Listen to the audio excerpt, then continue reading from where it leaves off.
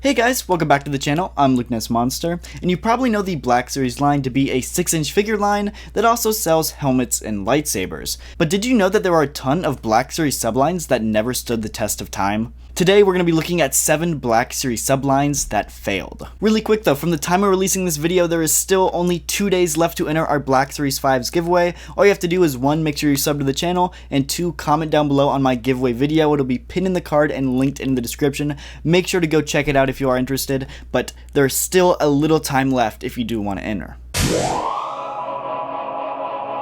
The first failed Black Series subline is probably familiar to most of you guys, but you might also not know that it stopped being produced. And that is the vehicle line for the 6-inch Black Series. The line started in 2015 with the release of the First Order TIE Fighter, alongside the release of The Force Awakens. And while this was an amazing set in the line, it retailed for $170, which heavily deterred casual fans from picking up this set in stores. It would eventually reach as low as $50 on clearance. In 2017, Hasbro tried 4 more vehicle sets with Luke and Rey's speeder, a dewback, Emphas Nest's swoop bike, which all initially flopped as well.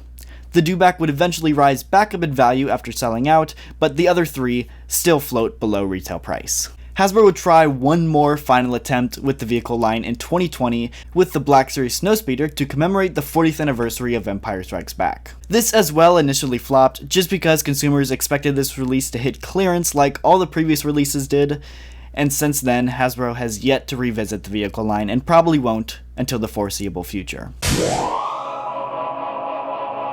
One of the most bizarre sublines in the Black Series was the Titanium line. This was a subline that ran from 2015 all the way to 2017 that consisted of die-cast statues, miniature ships, and tiny helmets.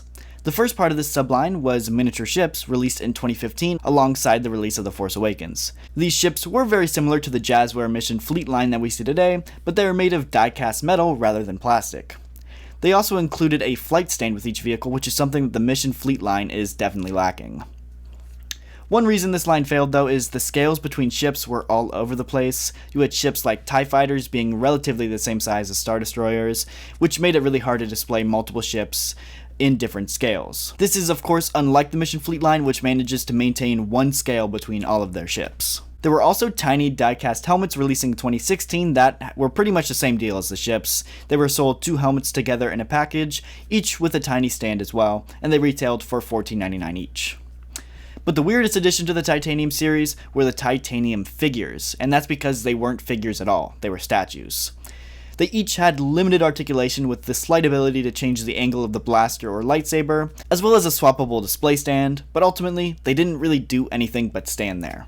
The Titanium line would officially end in 2017 with one final wave of helmets. There's another Black Series subline releasing not even that long ago that you probably didn't know was even Black Series branded, and that is the Black Series Hyperreal line. The Hyperreal line was an 8-inch figure line that focused on hyper-realistic figures. This was Hasbro's attempt to enter the Hot Toy style market of collecting. They used metal skeletons underneath with rubbery suits over them with the purpose of hiding all articulation points and selling that realistic effect. This worked great for Vader as his suit would already be this kind of rubbery material, but it failed really hard with the only other addition to the line being Bespin Luke. Many people buying the figure were pretty upset with the weird addition of rubbery clothes for Luke, instead of using a traditional fabric for the clothing. But nevertheless, each figure included an array of extra hands as well as a display base. Overall, the weird 8-inch scale combined with an $80 price point caused this line to sell pretty poorly and inevitably be cancelled. I believe this idea was great overall, but I would have loved to see other figures in the line they could have introduced, maybe like a Boba Fett, Stormtrooper, or even some prequel figures. Today, you know the Black Series as a 6-inch figure line, but did you know that that wasn't always the case? Black Series had a 3 3/4 inch line that ran from 2013 all the way to 2017. The 3 3/4 inch Black Series line was introduced in 2013, actually replacing the Vintage Collection, which had been discontinued in 2012. And this figure line released some serious bangers, including figures like Starkiller, Malgus, Commander Doom, Commander Thorn, Mara Jade, and even a Black Series Rancor. The line would eventually pivot to a Walmart exclusive line with the Redbox rebrand, and then eventually be replaced by the resurrected Vintage Collection in 2018. There was another Black Series subline that was almost perfect, but it had one major flaw, and that was the centerpiece line. The centerpiece line consisted of cool environmental display bases that depicted a certain scene from Star Wars, and even had light-up features. Some great releases included Vader on the Tantive 4 and Luke on Hoth. They even had foot pegs so you could add existing Black Series figures to the scene. But the major flaw, the figures included were once again statues and not articulated. This was a huge drawback, as well as the $50 price tag. Just after 4 releases, the line was discontinued. I do think this line could have been incredible if they just included real figures instead of statues.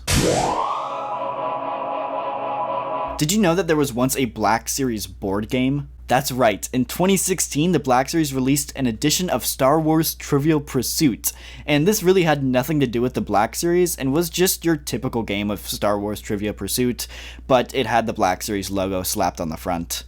This still stands as the one and only ever Black Series board game. Another really just bizarre Black Series subline was the Mystery Box subline. Yes, that's right. Hasbro broke into the Mystery Box game at one point. Being exclusive to Target, this Black Series Mystery Box included a Black Series figure, a pin, a comic book, and a beanie.